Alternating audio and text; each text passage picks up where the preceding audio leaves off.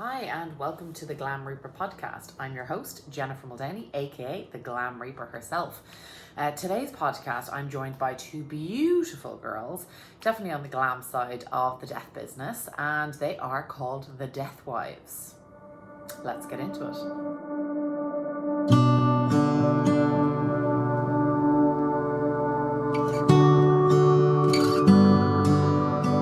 So, tell me, how much liquid do they get back? A lot. More than they can handle. Oh, yeah? More than they can handle. I'm not sure how to give you a measurement like in fluid ounces or anything like that, but it's a massive drum. It's a story high, and that will hold about 3 bodies. So equivalent to a little more than a truck bed it's a good estimate. So most families don't want that much. They actually work with some organic farms that will take the excess and grow flowers at this point, non-fruit bearing things, because we're not sure society's ready for that yet. I know. But there's no human leftover.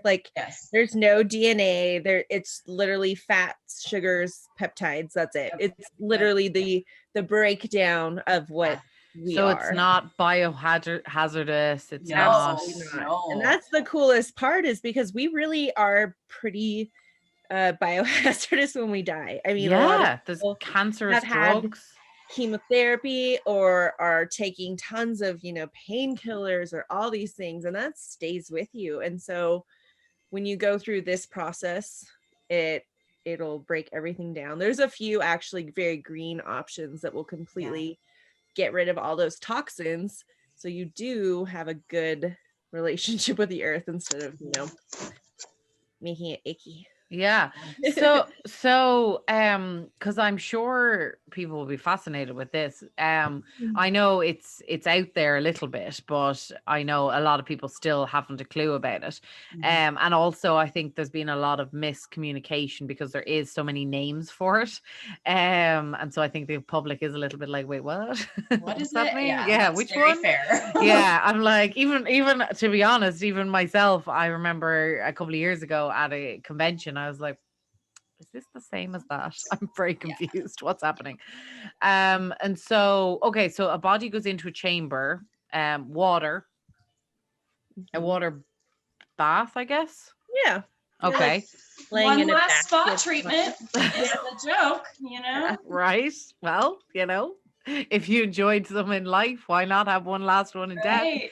And so how does it get rid of all of the drugs and all of the bad? Like, part of me is thinking, the amount of Diet Coke I drink, surely my body is like part Diet Coke, part wine, probably.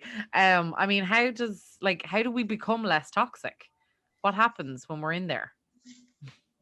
That's a science question that's beyond me. Okay. That's really, I don't have to Go ahead. The science part of it is like the alkaline. Right. So alkaline hydrolysis is the scientific term that most people will hear.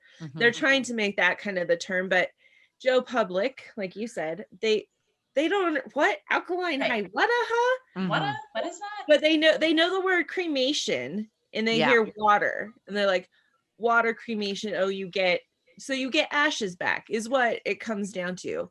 Technically it's not ashes because they didn't burn, but you're getting the same kind of product. So water cremation is a little bit easier to understand, but alkaline hydrolysis is one of the terms you'll hear.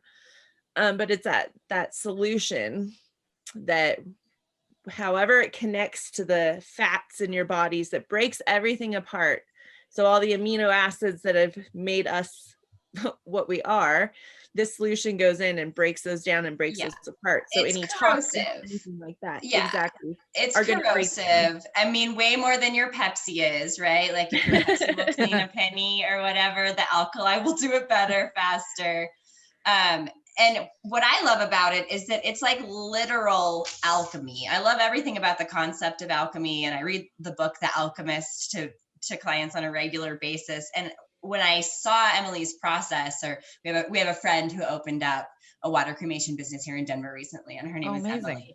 And when I saw her process, I realized, like, this is literal alchemy. This is taking something and breaking it down to its original elemental components, like on really basic levels, like salts and sugars and peptides, like really basic levels. And then if we want to, we can take those basic things, and use them as fertilizer to actually grow new things. Like that's actual alchemy, Yeah.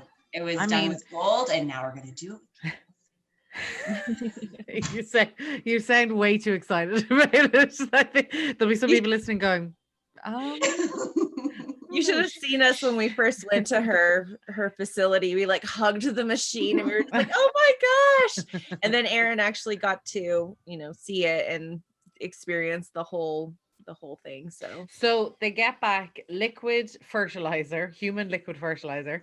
And it's not human though. Okay, not human anymore. All right, so liquid fertilizer, and fertilizer that was formerly formerly known as. So here's formerly known as Jennifer, and then here's her skeleton ground down. So that's similar to cremated remains, because a lot of people don't realize that you're not actually burned. Like it's your skeleton. Yeah.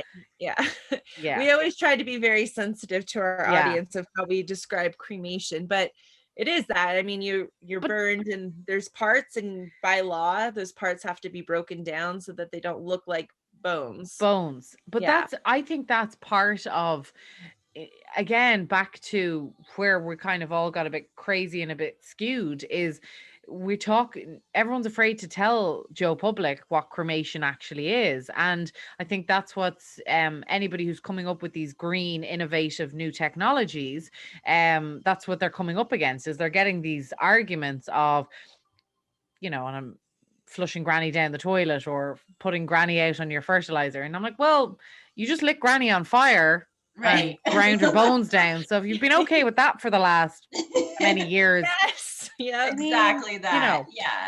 It's true though. Like, it's like we're all kind of afraid to dance around it because we don't want to burst people's bubble that cremation's not like.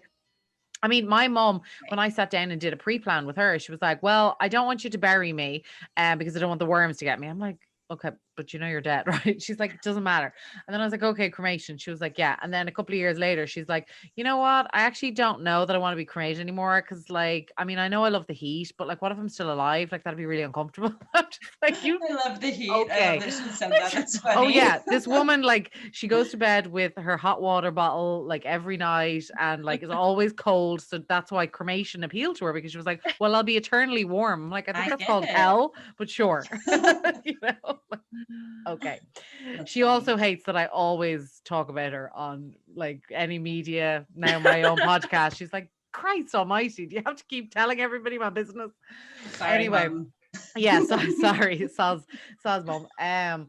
So what are your so neither of you necessarily have a water cremation unit. You work with you as part of your DeathWives community, you've got connections.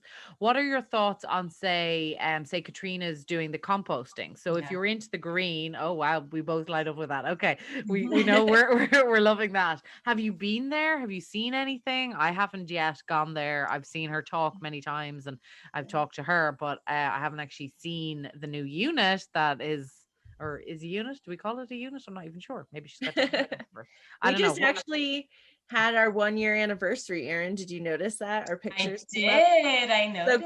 So, yeah, Katrina was here in Colorado. We went to the Capitol building a year ago to legalize that here in Colorado. Amazing. Yeah. So she's good to go in Colorado. It'll be here soon. She just opened up the first center. It's called Recompose, and it's in Washington.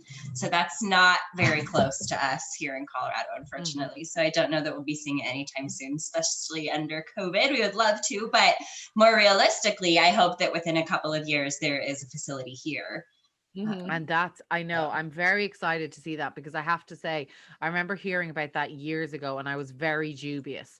And then she was at a talk here in New York and I was just like, interesting.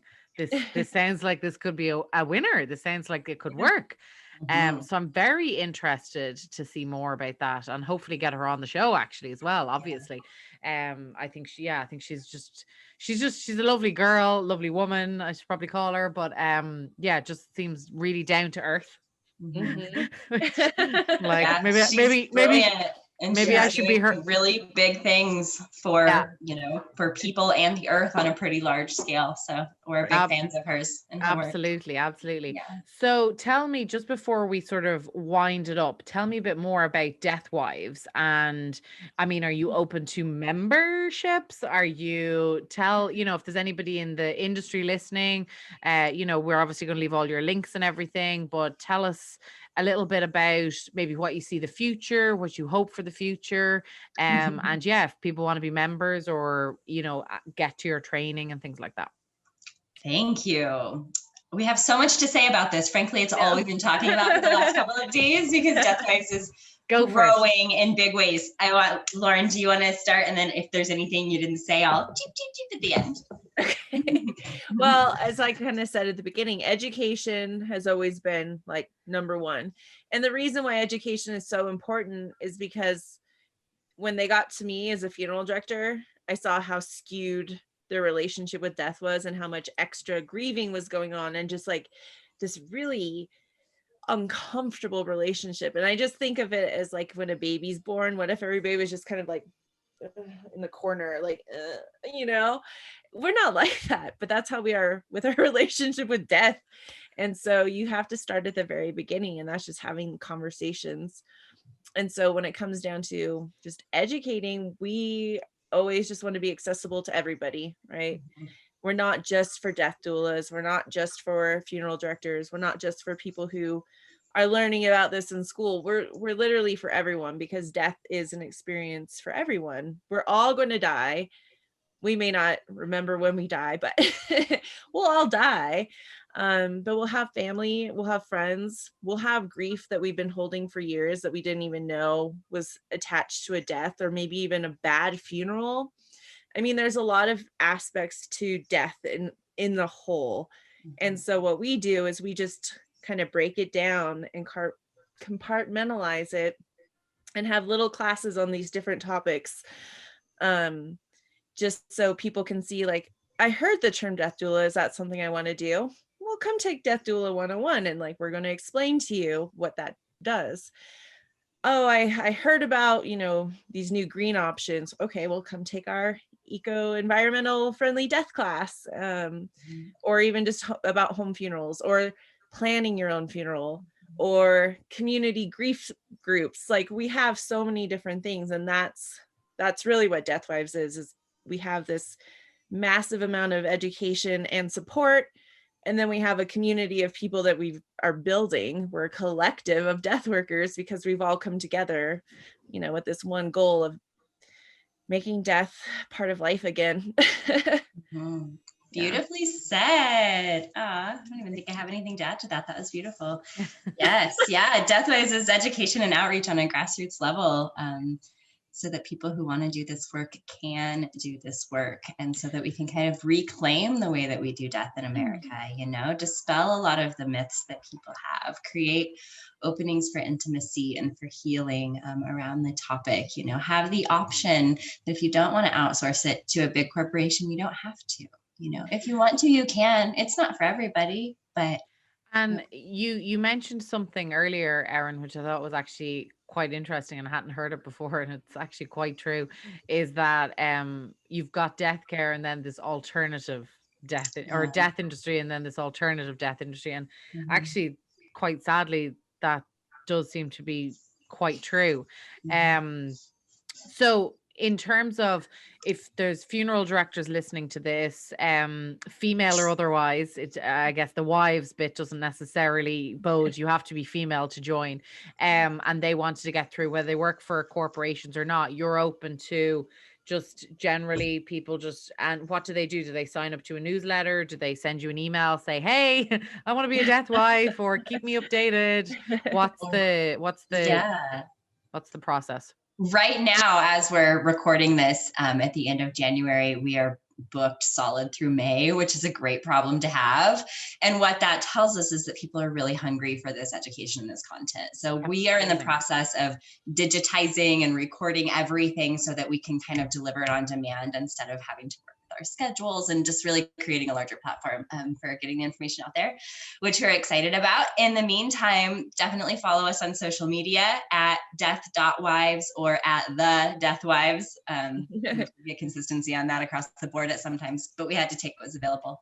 And let us know if you want to be on our newsletter. We'll send those out, and certainly let people know ahead of time if they want early registration. Shoot us an email, and we'll our classes sell out like that. So you kind of do need to email us and let us know that you want to be on that wait list to get the email to be able to register early. Amazing. And are you physically doing the classes still, or you're virtually doing them? I mean, COVID. Yeah, COVID. I mean, devil. It's horrible. As a funeral director, I have a very different relationship where I will start crying if I talk about COVID. With Erin knows, it's been my whole death career has been to try and offer these final moments and closure and services, and I'm just being nope, sorry, you can't see him. No, all of the things we're talking about and we want people to know how to do, they can't physically do it right now. It's so discouraging. Yeah, no, I hear you. I've literally just, hence the wine, I've had the longest day, because what I do pretty much the majority of my time is memorials, and I'm working with a family who obviously we can't do a memorial, and so we're actually doing a documentary, sort of This Is Your Life. And I just spent the last 4 hours going through photos and amazing, incredible memories, but it's just devastating, because to me, I'm like, these need to be physically seen, not in a movie. I mean, I'm not going to lie, in 2020, I held a lot of virtual memorials, and honestly, it's not my bag. I know there's versions of me out there that are doing it, and good for them, and I know there's absolutely a place for them, but it's just my heart of hearts believes in the holding of the hand, and I'm your best friend here with you through it all, will get you through this. Exactly as you were just saying, Lauren, it's heart-wrenching to just I can't even bring it all virtual. I can't bring myself to make my business virtual just to make my business virtual. It's not, yeah. This is as close. A podcast is about as close as I'm going to get. I'm like, call me in 2 years when we actually can hold each other's hand and I can walk you through it. Because honestly, I do believe in better late than never when it comes to a memorial or a service or whatever it is. I do believe, and it's a whole topic too. Later is coming. We'll have a lot of services, but yeah, on the other side, so my actual physical job as a funeral director has been horrible, but what we learned is that yes, we love teaching our classes on in person. We would have a volunteer be the body as we bathed them and put them in a shroud and carried them over to their casket. We thought that the education part would be lost somehow in trying to do virtual. And we started off by just having virtual death cafes. And then it was just okay, let's try one of our classes in a 2-hour format. And our classes are 6 hours live in person. And so then we were okay, well, actually one of these 6-hour classes is 3 classes. And this class is actually 4 classes. And so that's what we did, is we started breaking them down. And people liked it, and then they would come and take the other one, and then they would tell their friend, and then they would take that one, and then this one, and then that one. And before we knew it, we were wow, people really do want this, and we're getting people from all over the world versus just locally in Colorado or nearby. So it's been really, as horrible as COVID has been, it's opened a whole different pathway for education for us, and we found it to be so much more accessible, and anybody can come and learn from us anywhere at any time. And that's pretty cool. And that's what we're going to build upon even more in these next few months, is just to be able to offer it wherever you are. And anytime, come on our page and sign up and get it. that accessibility, we really mean that. We've so far offered all of our classes on an honor system sliding scale, starting as low as $33 per class, because we want, it's not college tuition. We don't want you to have to like worry about it. If you want the education, come and get it. Yeah. But thank you so much. That was amazing. And I feel like I'm going to get you on again to just, talk some more. Definitely keep me updated on anything and everything that you do.